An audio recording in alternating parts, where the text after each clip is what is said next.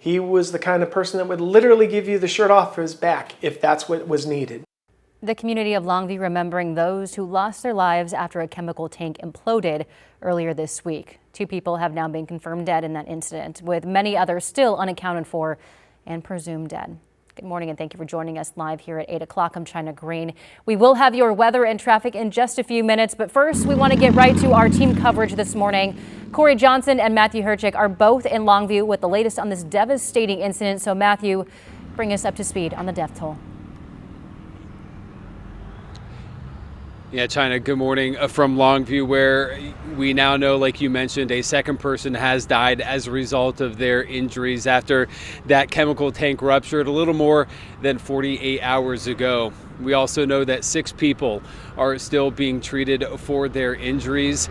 And of the 9 people that we reported missing yesterday, all of them mill workers, they are now presumed dead, according to first responders. Now, officials have not said if they have retrieved any of those victims. They are continuing to deal with challenges on site, including that tank that still has caustic liquid inside and waist-deep water in some spots. Here's more from Longview's Fire Battalion Chief during a press conference yesterday.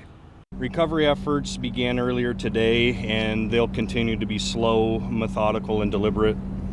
The priority is ensuring responder safety while treating every victim with the greatest dignity, care, and respect as possible. Now, officials have confirmed that some of the white liquor that was inside that tank has leaked into the Columbia, along with a nearby dike and ditch drainage system. Now, our Tim Gordon explains exactly what this chemical is and why it's made this incident especially devastating. The tank at the Nippon Dynawave packaging facility holds around 900,000 gallons of white liquor. To give you some perspective, an Olympic-sized swimming pool holds around 660,000 gallons of water. Fire officials believe 25,000 gallons is still in the tank. So what is white liquor? It's a solution made up of sodium sulfide and sodium hydroxide. When heated, it breaks down wood to make craft paper, a durable material used in packaging, shopping bags, and other products. It's around 13 out of 14 on the pH scale, making it highly caustic, and it causes 2nd to 3rd degree burns when it comes in contact with skin. That was our Tim Gordon reporting. Meanwhile, we want to bring in our Sunrise reporter, Corey Johnson. Corey, as I just mentioned, we know some of that chemical has gotten in nearby waterways. So what impact, if any, is that having on the environment? Yeah, Matthew, crews are keeping a close eye on the condition in the water around the plant. And for people who live nearby or spend time along the Columbia, there are some new warnings in place this morning. Plant officials say a caustic mix known as white liquor spilled into the storm drains after the explosion. As we've reported now, it contaminated local dikes and sloughs connected to the Columbia River, according to officials. They say the material contains sodium hydroxide and sodium sulfide, chemicals used in the paper-making process. And so they've also recovered about a dozen dead carp from the dikes near the site. The EPA says responders have been deployed to monitor both waterways and air quality. They're coordinating with the U.S. Coast Guard and Washington Department of Ecology to do this. Officials say testing so far shows no evidence of any airborne contamination, but their main concern right now remains contaminated water in drainage ditches and sloughs near the facility. Crews are now flushing impacted water through the Longview ditch system. They're diluting it before it's discharged into the Columbia River. Bears repeating, those results show no evidence of airborne contamination. We will, of course, continue to monitor over the coming days. And officials are still warning people to stay away from the ditches and dikes near the industrial area north of Washington Way to Prudential. And they also say, officials saying they have not issued any warnings for the Columbia River itself. Matthew? Corey, thank you very much. Of course, this is impacting people all across Longview. And coming up later on this morning, we will hear from the children of Gilbert Bernal, one of the victims who died in that rupture just a couple days ago. He probably knew his fate. But it gives me peace of mind that he was so calm because he was a godly man and knew that this was his time. And again, that'll be coming up here in just a little bit. But for now, we want to send it back to you in the studio. China? Matthew Herchick reporting live this morning. Thank you, Matthew. Such a devastating situation. Stay with KGW for continuing coverage of the aftermath of the Longview tank implosion. We will have continuing team coverage throughout here on Sunrise and then again at noon. You could always find the latest anytime at kgw.com or on KGW+. Your time now is 8:05. We are taking a live look from our Timberline Skycam right now. It looks like a bluebird day. Rodney Hill? Yeah, gorgeous up there. It hit 60 yesterday. Now, China, this evening and into the overnight, there will eventually be thunderstorms probably dancing around Mount Hood. But if you're going up there this afternoon, keep an eye to the sky the later you're up there. But much of the afternoon probably looking pretty good with maybe seeing the cloudiness, cumulus towers building from storms off into the distance. Here's Futurecast at 6 p.m. And it does show strong thunderstorms hitting Bend at this time. If this is correct, still nothing up around Mount Hood, but there could be some earlier action pop up around Mount Hood, today as well. And as we see those thunderstorms refire this afternoon, this evening, up eventually into the Cascades, maybe some stormy action pops into the valley or southwest Washington. It's at least a chance that we're monitoring. Right now, it's mainly clear out there. 60 in Troutdale, Camas, Beaverton, Tigard at 61, Salem's at 60, Canby is at 61 degrees. Really a delightful morning. The weather map for today does show the redevelopment of storms. We saw it yesterday, southern, central, eastern areas of our state during the evening, eventually bouncing up over the Columbia into Washington. Some of the modeling puts a pretty good storm cluster this evening around the Dalles. You folks hit 84 during the afternoon. I have Portland getting up to 83 today for high. Yesterday we stopped at 78 degrees. Again, keep an eye this evening to see if storms build over the Cascades and if anything's moving into the valley, especially foothill communities like Sandy. We are expecting some drip, some light rain to move through tomorrow morning with a front coming in off the Pacific. Other than that, tomorrow during the day becomes dry, 66, a big cool off.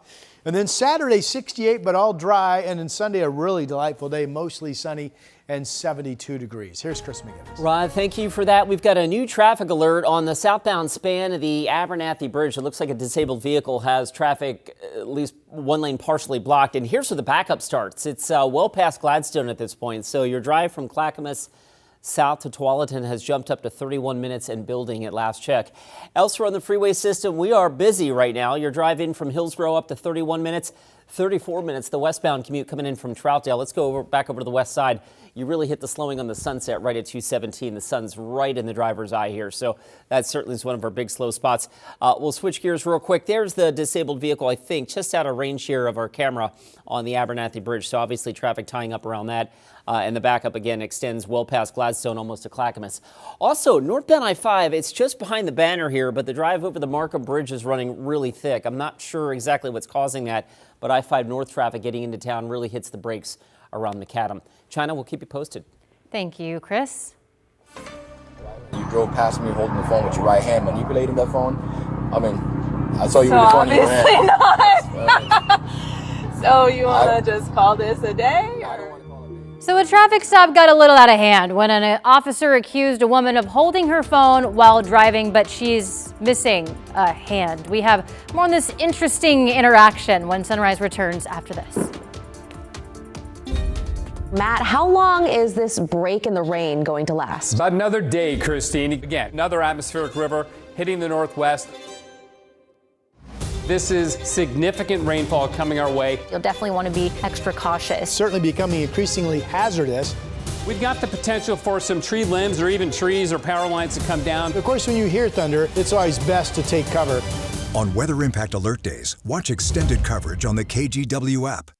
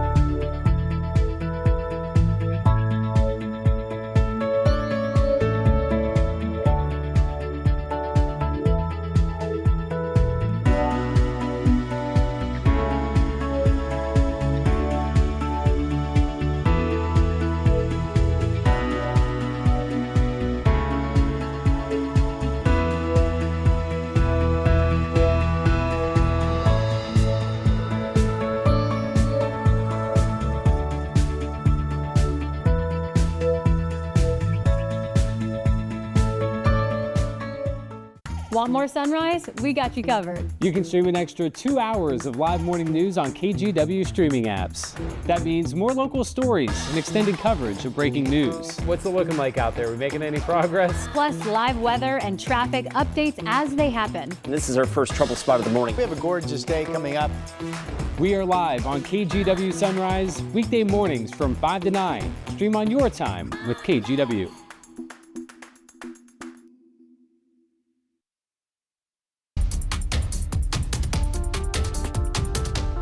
A Washington tourist accused of throwing a rock at an endangered Hawaiian monk seal has pleaded not guilty to harassing a protected animal.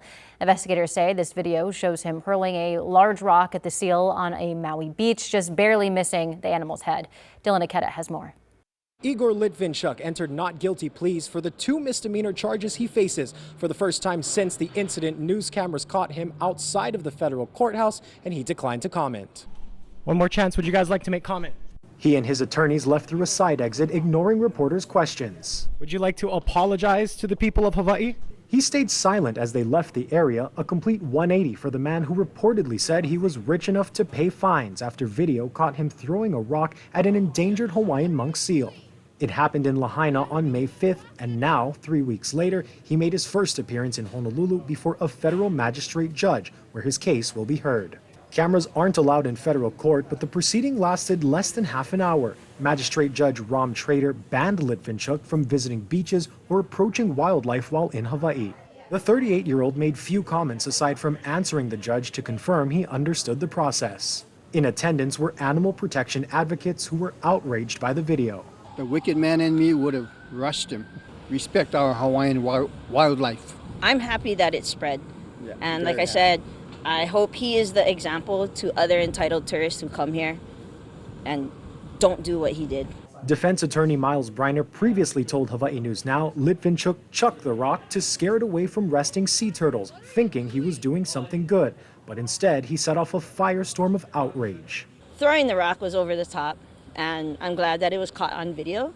So hopefully this guy is the example what not to do when you come to visit our islands. Litvinchuk is out on a $25,000 bond but must follow conditions of supervised release. Well, Portland's arts tax is getting its first update since it was introduced by voters over a decade ago. The changes raise the flat fee from $35 to $50 for single filers and $100 for joint filers. But some people will no longer have to pay that tax. Portland residents earning less than $20,000 individually or less than $40,000 jointly will be exempt. City Council says future adjustments will be tied to inflation, and the city will establish clear standards for programs funded through the tax. That change takes effect next year. And the move to ban foie gras from being served in restaurants in Portland has taken a small step forward. Last month, dozens of people testified in support of the ban, but others told City Council that there are far more important issues to be spending time on. The proposed ban was introduced by Councilor Mitch Green and Council President Jamie Dunphy, who argued that the food's production process does not align with Portland's values. Under the plan, if a restaurant was caught selling the food starting in July of 2027, they would first get a warning. Then they face fines between $1,000 and $5,000 if sales continued after 14 days. During yesterday's meeting, Council President Dunphy tried to move the issue forward to a second reading during an upcoming meeting where a vote could happen, but that didn't sit well with Councilor Eric Zimmerman, who questioned the process. How do we move to a second reading if we haven't gone through the discussion, or are you just eliminating that? We will have time for discussion at the second reading. We always have time at second readings. But you're eliminating one half of the time we have for discussion, which is first reading, and then we always have the option during a second reading for council discussion. True. I am moving this one forward. So, and with that, we are at 132. I object to the motion by the chair. That's noted. Noted. City Council then had to vote on whether to allow the plan to go to a second reading or continue the first reading. And by just a single vote, the foie gras ban moves ahead and can receive a vote next time Dunphy decides to put it on the agenda. Meantime, TriMet leaders have approved a new budget that includes service reductions and staff cuts. TriMet is warning riders that the agency will become leaner as it works through a $300 million deficit. A general manager for TriMet says that the agency has been dealing with budget issues since the pandemic. And we do not want to hit a fiscal cliff. So it's critical for us to resize our organization to the economy that we're faced with currently. TriMet says it's also frozen executive salaries. All right, in Florida, things got a little awkward when a cop pulled over a woman saying that she was using her phone while driving. Turns out she's missing her right hand. Reporter Patrick Cornell walks us through the body cam footage. A traffic stop is going mega viral for the uncomfortable interaction after a Florida sheriff's deputy accuses a woman of holding a phone while driving. You drove past me holding the phone with your right hand, manipulating that phone. I mean, I saw you with the phone in your hand. Not. So you want to just call this a day? I don't want to call it a day. You had a hand up manipulating the phone. You just said my right hand. Well, I thought I saw you with your right hand. You had a hand up. The woman involved, Katie, who notes she's an adaptive athlete influencer, posted the Palm Beach County Sheriff's Office body cam on Instagram and TikTok, where it's since garnered millions of likes and generated headlines across the internet.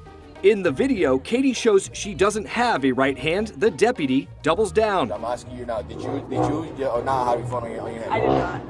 You did not have your phone in your hand? I did not. Hand to God, you did not have your phone in your hand. Hand to God. Despite the presented evidence, court records show Katie was given a $116 citation, but it was later dismissed at the request of the deputy involved.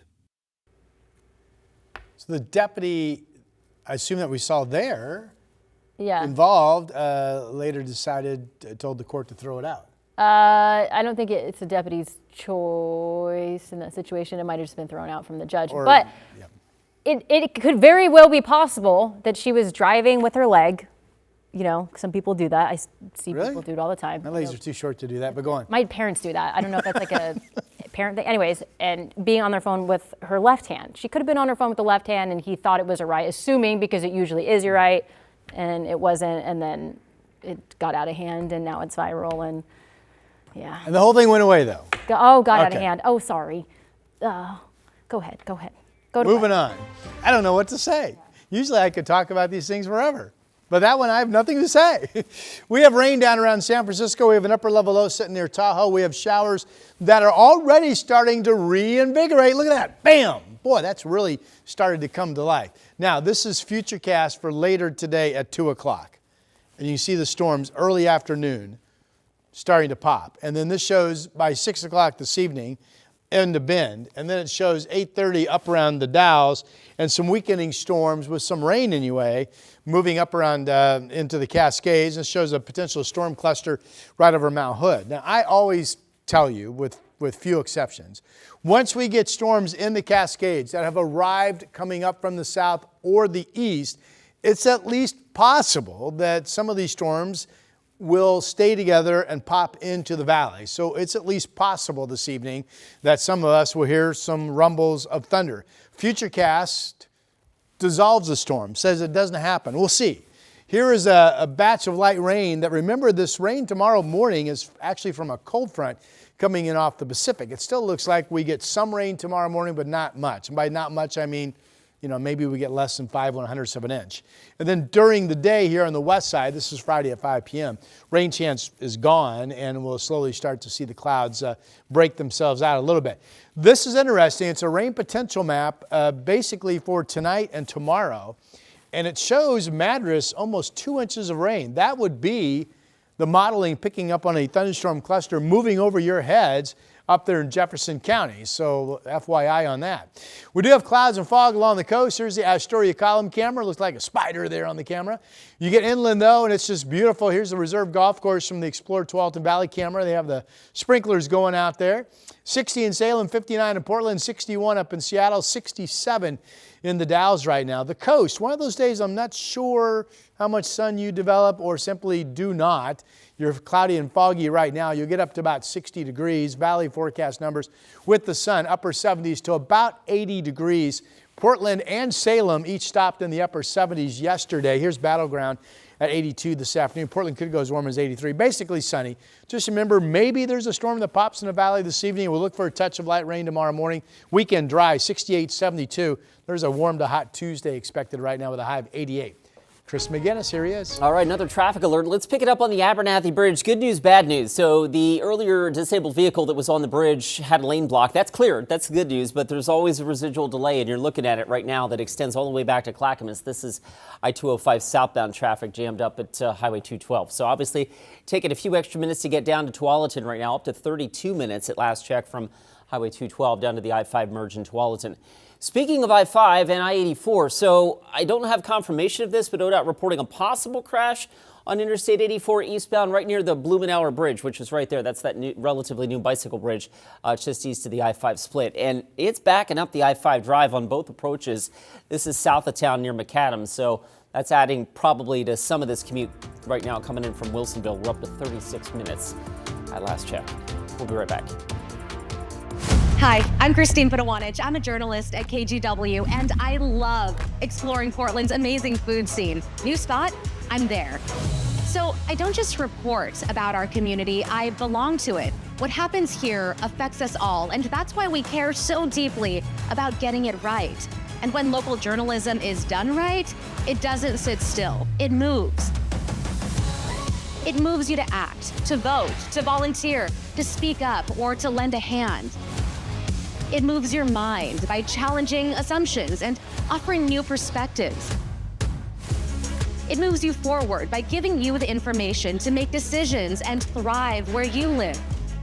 And yes, it moves your heart through the good stuff that stays with you wherever you are. And at KGW, we're here for all of it. These are the stories that move Portland.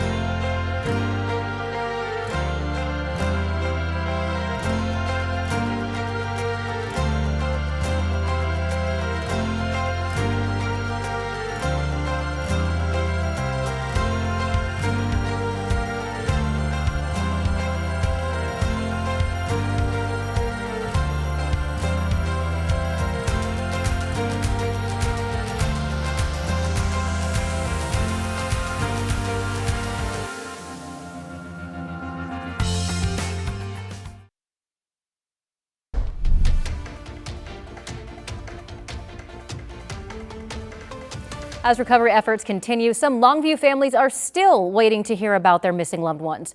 We bring back Matthew Herjik, who is currently live at Nippon Dynaway. So, Matthew, we talked with the children of one of the victims whose son was also working at the plant at the time of the blast. Yeah, that's right, China. His story really just so heartbreaking. Not only did he lose his father, who he worked here at the plant with, but now he's also dealing with the memories of the immediate aftermath of the disaster. Our Alma McCarty has the story. Yeah, I was on site. I was helping with the situation for about 2 hours. Eli Bernal, who works at the plant with his father, recalling the moments after the tank collapsed. The steam cloud was so big, covered everything. Couldn't see through it. I remember seeing a truck drive straight through it because we got this call and we're heading down there and this truck's going straight through it and he disappears. You don't see him anymore. So thick. And as the dust began to settle, this was the scene on site. Trucks flipped over, rubble covering the ground. Fear for the safety of his father set in. I panicked. My heart dropped. He called us immediately. I called my mom, the second I saw it. We were truly hoping that our dad was going to be okay. Gilbert Bernal's daughter says he passed away not long after he was taken to the hospital. He probably knew his fate, but it gives me peace of mind that he was so calm because he was a godly man and knew that this was his time. His death, one of 2 confirmed by officials so far. 9 employees, as of Wednesday night, have not been recovered. On behalf of NDP, these are our people. We are focused on our people. Wish I could know what went wrong on a everyday normal day. Yeah, I think we just want answers. Yeah. I think that's the biggest thing, is just to know what happened. Yeah. I know it's still early. I know they can't give us all the details. But I still want to know what happened to my dad. Leaders like Congresswoman Marie Gluesenkamp-Perez promising to get those answers. This is a priority that I will not let slip. The families that I've spoken with, I'm committed to making sure that we get the answers in the investigation and the transparency that we need. Meantime, the community awaits its next update in what will likely be the deadliest industrial tragedy in Washington state history. It's really hard to comprehend that they're gone and I don't even know them. You know, it's just really sad. So hopefully we can just come together as a community and heal. That was our Alma McCarty reporting. Meanwhile, coming up at 8:30, our Corey Johnson will join us with a live report and how the community is coming together to support the families impacted.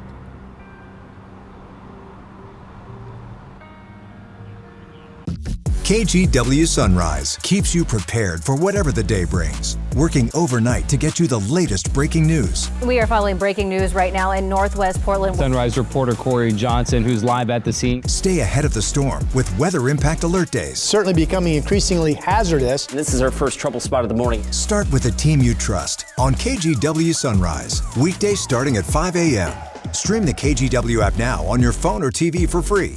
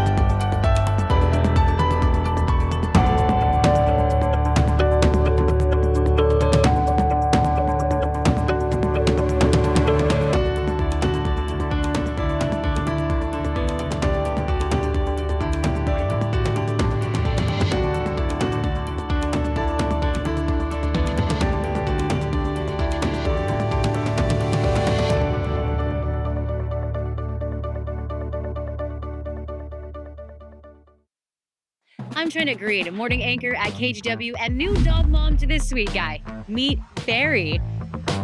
I love getting your mornings off to a great start, whether it's sharing stories of resilience and triumph in our community, or following breaking news from Beaverton to Gresham and everywhere in between. We've got you covered, because when news moves fast, you need a team that moves with you. Make the move to KGW Sunrise, weekday mornings from 5 to 9, anywhere you watch.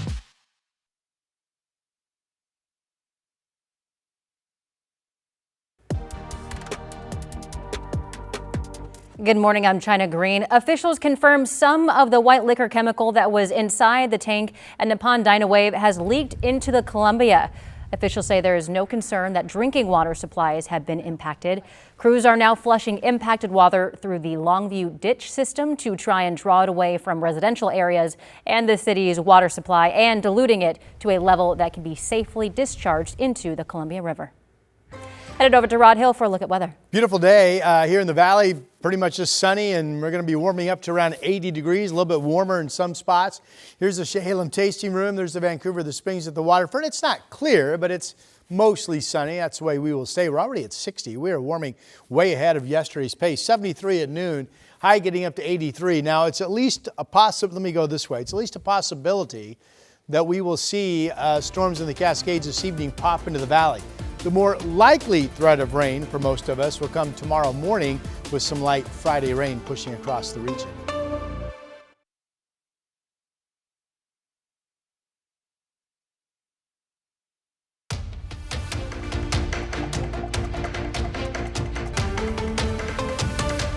We're bracing ourselves for this being the deadliest industrial tragedy in modern Washington state history. New video this morning takes us on the ground in Longview shortly after that chemical tank implosion. You can see crushed and flipped over vehicles, puddles of liquid, and that mangled tank at the Nippon Dynawave facility. This is our closest look yet at the sheer power of the blast that killed 2 people, with 9 others missing and presumed dead. Thank you for joining us here at Live at 8:30. I'm China Green. We will get to your weather and traffic and other local headlines in just a few minutes. But first, we have team coverage this morning. Corey Johnson and Matthew Herchick are both live in Longview as we prepare for recovery efforts to pick back up today. So let's head out to Matthew with the latest on those recovery efforts. Yeah, China, good morning. Still a lot of questions to be answered in regards to this tragedy, but like we've been reporting, we do now know a second person has died as a result of their injuries from that chemical tank that ruptured a couple days ago. We've also learned that that tank failure happened during a shift change here at the plant, and they're still dealing with a lot of challenges here on site right now, including the tank that still has caustic liquid inside and waist-deep water in some spots. They have confirmed that some of that white liquor chemical that was inside the tank leaked into the Columbia along with a nearby dike and ditch drainage system. And so far, air quality testing shows no airborne contamination, according to officials, but federal and state records show that the plant had been out of compliance with federal environmental standards for quite some time and faced significant penalties and violations for both air and water pollution. Our Kyle Laboshi has more on that. Before investigators even arrived at the scene of a deadly chemical tank implosion, federal and state records indicate there was trouble at the Longview paper mill. Over the past decade, records show the state of Washington has taken formal enforcement action against Nippon Dynawave Packaging 18 times for environmental issues, with fines totaling more than $43,000. The biggest penalty came in 2018 when the company released air emissions above the specified limits, resulting in a $9,000 fine. More recently, records show the company was fined in August of 2024 for discharging more solids into its treated wastewater and releasing more sulfur dioxide into the air than the permit allows. It is important to note we don't know if any of these violations are linked to the tank in question. But there's clearly a pattern of environmental issues. According to an online federal database, the Nippon Dynawave Packaging plant has repeatedly been out of compliance with the Clean Air and Clean Water Act with significant violations. That was Kyle Laboshi reporting. Meanwhile, it's important to note that the tank failure has not impacted the region's air and drinking water, though testing is still ongoing. Meanwhile, we're also learning more about the scope of the injuries involved. It turns out that 4 of the injured parties were treated at Legacy Oregon's Burn Center. We spoke with the medical director there, who said there was a lot at stake here. Patients needed decontamination, and doctors had to triage second and third degree burns. Then there was the impact from the fumes and trauma from the blast itself. He praised first responders and the company for sharing information about the white liquor in the tank as quickly as possible. These are major, what we call corrosion burns. And once the skin has been damaged badly, it needs skin grafting. And depending on the amount of stuff we have to do, recovery is in terms of weeks to months and sometimes a lifetime. Now, as of last update, 1 of Legacy's patients had died, 2 were still receiving care, and 1 had been discharged. Meanwhile, of the 9 patients that were being treated at Peace Health, 1 died there, while 4 have been discharged, and the hospital, the remaining 4 were taken to other hospitals. Now we want to bring back in Sunrise reporter Corey Johnson with more on how the community is responding to this tragedy. Corey. For sure, a tragedy, Matthew. For many people here, this disaster, they say it feels personal. That's because the mill has been part of life in Longview for many generations. And so people who don't even work there, they say that they know someone who does. And from signs reading Longview Strong to local businesses organizing meals for families, support is showing up across the community. The Nippon Dynawave facility has been operating here since the 1950s. 1950s and employs about 1,000 people between its pulp, paper, and packaging operations. And we also spoke with people who describe the emotional toll of watching a community they've spent their whole lives in go through something like this, especially as many families have ties to the mill.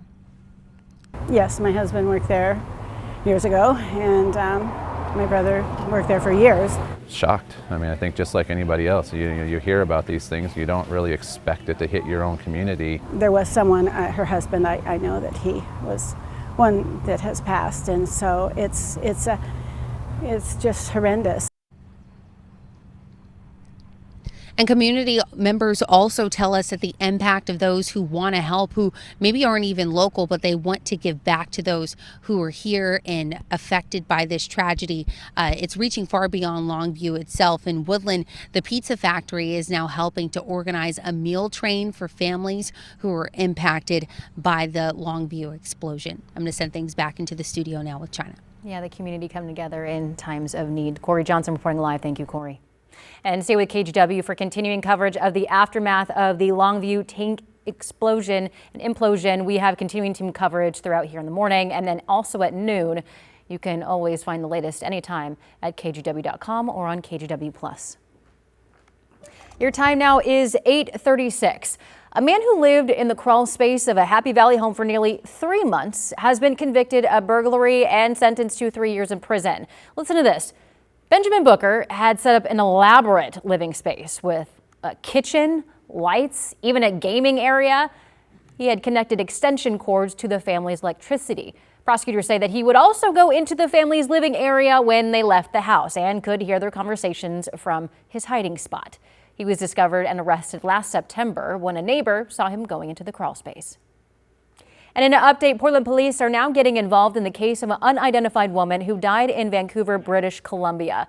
Police want to know if you recognize this woman. She was found in 2022 in waters off the Canadian city with kayak, candy, insulin, but no ID. Recently, investigators tested pollen on her sweater that revealed evidence that she might have spent time in Oregon or Washington shortly before her death. Canadian authorities met with their Portland counterparts yesterday. There's a possibility that someone in Portland knows this gal, and there is a possibility that the information that is learned from a press conference like this will be important enough to break the case open for them. This is a woman who died alone, a long way from home, and we feel an obligation, and it's important to be able to reunite her with her family. Anyone who recognizes the woman in this rendering should contact Portland Police or police in Vancouver, BC.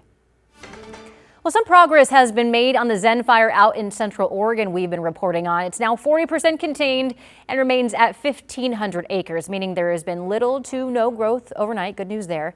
The fire is burning mostly grass and brush, and there's no threat to surrounding homes or structures at the moment, and none have been reported destroyed. Well, unprecedented news from NASA as the space agency reveals its detailed plan to build a permanent base on the surface of the moon. And the first robotic mission will be starting this year. A lot going on here. NBC's Tom Costello has more. Take a look at NASA's vision of a future moon base. Massive, potentially hundreds of square miles on the lunar surface, complete with astronaut living quarters, lunar rovers, and power stations, with the ultimate goal of heading to Mars. And we want to be in an environment where we can learn the skills so that astronauts can go and plant the stars and stripes on Mars someday. Splashdown confirmed. NASA's moon base plans come just 6 weeks after the Artemis II mission that sent astronauts around the moon for the first time in 50 years. NASA hopes to land Artemis IV astronauts on the moon in 2028. Building a moon base will come in 3 phases starting this year, eventually using drones and rovers to scout the best landing sites near the South Pole. In 2029, they'll begin assembling the moon base, including solar and nuclear power systems. Then in 2032, the first astronauts will begin living and working on the moon. Artemis astronauts will stay longer, explore farther, and conduct the kinds of science that advances exploration itself. With China also aiming to build a lunar base, NASA plans to establish a perimeter around the American base. It's an ambitious timeline, and NASA will need to learn and react fast and mitigate the risks, including from long-term radiation exposure and micrometeorites that shower the moon. 8:40, headed over to Chris McGinnis for a look at your traffic. Busy morning out there. Yeah, we've got a couple of issues now back over on the Banfield. So ODOT now confirming there is a crash eastbound on I-84. It looks like it's just out of range of this camera past the I-5 merge. And it's having a ripple effect right now. It is backing up the I-5 ramps north and southbound onto eastbound 84. I'll throw one of the speed sensors on there. You can see northbound traffic over the Markham Bridge moving along at about 2 miles an hour right now. So really thick on that side of town. Traffic is getting by, but very, very slowly. And then, I'm not sure if that's why, but westbound 84 is still backed up, in part because of an earlier crash near Lloyd Center. That crash was long clear, but this is the live look right now at 82nd Avenue. So as I bring up the drive times, the trip in from Troutdale is back up to nearly 50 minutes, I should say, 48 minutes anyway, to get you in from Troutdale to the I-5 split. Not to be outdone, the inbound Sunset's pretty slow. You got the sun right in the driver's face here at 217, so that's definitely not helping. At last check, it's a 36-minute ride from Hillsborough. In 30 minutes, the I-5 drive from Clark County. The slowing starts, of course, on the Vancouver side of the Interstate Bridge, and folks are riding the brake all the way down into the Rose Quarter. China, back to you. Thank you, Chris. And having a daughter whose hair is just as thick as mine and has so much of it. My wife is she's the primary hair everything, but I figured I could at least try to help out a little bit. You're never too old to learn something new. We'll look at the class teaching dads how to do their kids' hair when Sunrise returns.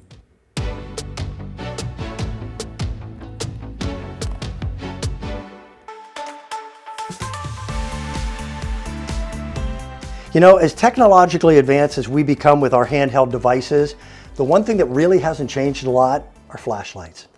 You probably have one in the kitchen that uses old alkaline batteries that are always dead when you need them, expensive to replace. I have something different. This is called the Evo Light. First of all, it is remarkably lightweight, but surprisingly powerful. That's an 800 lumen light. There's 5 different settings. You've got a high and a low beam. It also works as a lantern to light up a good portion of a room with a power outage. It can also be used in your automobile as a safety flasher. Something else that they built into it that I thought was ingenious is this swivel head allows you to take it into a lantern mode or to flashlight. And in lantern mode, with the magnet on the back, you can now light up a workspace or underneath the hood of a car. That magnet is a wonderful idea. It also includes a 4,000 milliamp hour battery charger so you can charge your phones. Our price is amazing. $39.99 retail, $29.99 is our deal price. That's a good 25% off. All you do is scan the QR code or check us out on shoptvdeals.com. This is significant rainfall coming our way. Certainly becoming increasingly hazardous. We've got the potential for some tree limbs or even trees or power lines to come down. On Weather Impact Alert Days, watch extended coverage on the KGW app.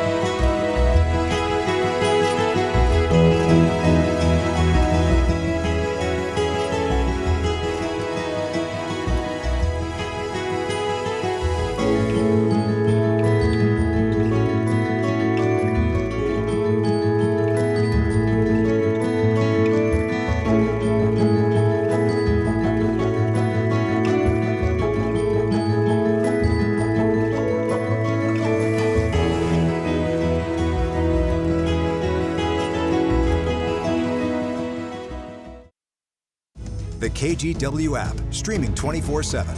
Local news from the team you trust. Track how the weather will impact your day. Breaking news, live from the scene. All the local news you need. Stream the KGW app now on your phone or TV for free. when news breaks. Police are asking some people to stay inside their homes. There are still emergency crews that are on scene here. The team you trust Police tell us this is an ongoing investigation. is on the KGW app. And this was just one of many parks that was shut down because of this atmospheric river. That is some new information that we just got from Portland Police. There is no danger to the public. We'll keep you updated as we learn more. Follow breaking news as it happens on the KGW app. Well, some dads in Oklahoma are getting an important lesson in how to do their kids' hair. Reporter Becca Williams has a story. You like that link so far? When Becca Wallman opened Cultivate Hair Studio, she immediately saw a need for parents. I've come across a lot of families that have a need to understand how to take care of their children's hair, and a lot of times there are a lot of obstacles keeping them from that. How you doing? Can I have a hug? Particularly dads. So she's starting a workshop, Dads Do Hair, welcoming all hair types. Things as simple as brushing hair, dematting, detangling, ponytails, especially things like braids and twists. So you know to cut the bottom, pull the beads out. 6-year-old Talia Burrell will be there with her dad, Robert. I grew up with a single parent, so my mom did my hair all the time, so I never had to worry about it. But now growing and having a daughter whose hair is just as thick as mine and has so much of it, my wife is she's the primary hair everything, but I figured I could at least try to help out a little bit. Becca's putting together this essential hair care guide for dads, but in it, my favorite part, this message. Your child will remember the effort long before they remember the style. I just want to be able to give her a couple braids or give my son some braids so we can at least be presentable and good to go. Talia has tips for staying patient. The iPad and watch some things, and sometimes I color. And not surprising, her favorite part. I like when it's finished. And when it's finished, it's worth it. Our confidence starts with our hair. It's very important. And when these kids go out into the world and they don't have that confidence walking out the door, it makes their day a lot harder. Headed up to the weather deck with Rod Hill. The most adorable story I have heard come out of that mouth is when you had to take your daughter to a recital. You didn't know how to do a bun, so on the way you rushed into a salon to have them correctly do a bun. Yeah, I don't remember why my wife Grayson was busy, but I took Natasha. It was still a regular ballet class, but the hair has to be in a bun. Yep. I don't think I even attempted. I knew that I could not pull this off. So we're running all over the place trying to find a hair salon, and then we found one close by, and there was an empty chair, so to speak, and we rushed in. I offered to pay, but they were so kind, they declined, and I think it took them all 45 seconds to get my daughter's It's an easy hair one. in a bun. Yeah, if you know how to do it. Anyway, ballet class went off without a hitch. All right, we're up here on the weather deck. It's really nice out. Brought to you by Rick's Custom Fencing and Decking. It is going to be a mostly sunny day and a warming day. We're certainly ahead of yesterday's pace. Our regional headline, thunderstorm development once again today. Here it is on the satellite picture. And we still are dealing with an upper level low sitting around the Lake Tahoe area. You can see some rain at this hour already starting to increase in coverage in southern Oregon. And we'll go ahead and show you what our Futurecast modeling is indicating. So here's 2 o'clock this afternoon, storm starting to pop in southeastern Oregon. Here's around 6 p.m. That's a potential big cluster of storms, lightning, torrential downpours hitting the Bend area. And then we go into the evening. This is going to break off some clusters up toward you folks in the Dalles and Mount Hood. And then maybe there's a storm here that pops over the Cascades and migrates into the valley. That could happen. This particular weather model is saying that it doesn't, but just keep in mind there could be some storms this evening. This does go on to show a Pacific front producing some light rain, which is what you're looking at right here, first thing tomorrow morning. And that again is from a front coming in. And then that moves off and the rain chance disappears once we get into the afternoon. Eventually we'll look for some late day clearing. I do want to let you know that strong to severe storms, southern, central, eastern Oregon, even up around Mount Hood, are a possibility later today, meaning 60-mile-per-hour wind gust, hail, of course, a lot of lightning, and then torrential downpours. 60 in Salem right now, 59 degrees in Portland, already 67 out in the Dalles. And this afternoon, here we go with the sunshine, Portland up to 80 or better. We do have solid low clouds at the coast right now. It's one of those days I'm not sure if you folks are going to break out and get some sun or not. Here's our 7-day. Portland could go as warm as 83. Then we have the chance of a storm in the valley this evening, the likelihood of some light rain tomorrow morning, but dry for your Friday evening. Saturday dry, Sunday mostly sunny and 72. And now it is birthday time. And we begin today's party with a 1-year-old. Haley is turning 1 today. Happy birthday to you. Olive is 6. Happy birthday. And JC is 7. Hope you have a wonderful day today. Happy birthday to you. Mary Lou, 64. Happy birthday to you. One more. Mary's celebrating 69 years young. There she is. Happy birthday to you on this Thursday. And that's our list. Birthdays at KGW.com. And we'll celebrate with you. Really nice up here this morning, Chris. Well, that's good because the drivers that are stuck on the Banfield have plenty of time to enjoy that sunshine then, unfortunately. Where we're going with that is that, so here's the deal. There's a crash eastbound on I-84 just past the I-5 split. It's on the shoulder, so that is in the clearing stages, and traffic on I-5, both directions getting onto eastbound 84 is improving. However, that's likely adding to some of the residual delay here on I-84 westbound. Look at this. This is out near 82nd Avenue, and we're lined up out to 205. So I'm going to show you the drive time. You're tripping from Troutdale, not good right now, almost 50 minutes from Troutdale west to the I-5 split, and almost the entirety of that about 41 minutes of that is between 205 and downtown. Take Sandy Boulevard if you can. Over on the west side, the inbound Sunset's still pretty thick. There you go, almost 40 minutes to get in from Hillsborough. The lineup starts right at 2:17. We'll be right back. I'm David Mulco, the evening anchor at KGW. Though when I'm not working, I like to spend as much time as possible out here in nature. So I don't just report about our community, I belong to it. You see, what happens here affects us all, and that's why we care so deeply about getting it right. And when local journalism is done right, it doesn't sit still, it moves. It moves you to act, to vote, to volunteer, to talk about it, to speak up, or to lend a hand. It moves your mind by challenging assumptions and offering new perspectives. It moves you forward by giving you the information to make decisions and thrive where you live. And yes, it moves your heart through the kind of human storytelling that stays with you wherever you are. And at KGW, we're here for all of it. These are the stories that move Portland.